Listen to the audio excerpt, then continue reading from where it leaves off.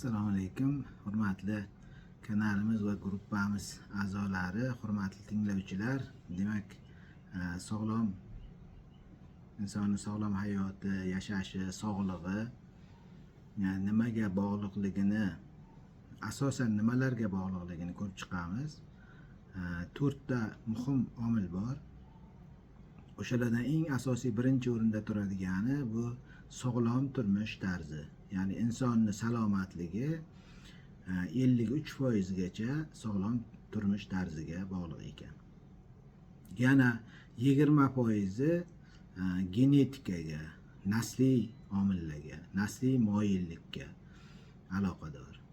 Shundan tashqi muhitga bog'liq tomoni ham 20%ni tashkil qiladi.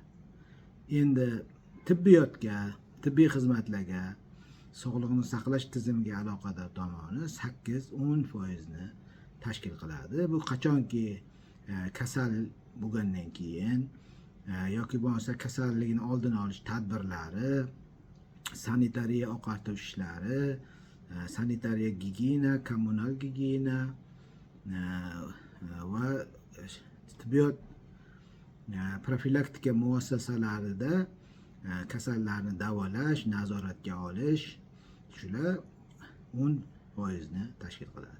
Bundan kelib chiqyaptiki, demak, inson salomatligi 50% dan oshig'i bu sog'lom turmush tarziga bog'liq ekan. Sog'lom turmush tarzi bu jismoniy faollik, dam olish vaqtida uxlash, zararli odatlardan voz kechish, stress keltirib chiqaruvchi vaziyatlardan uzoqda bo'lish va kasallikni keltirib chiqaruvchi omillarni bartaraf qilish bilan bog'liq.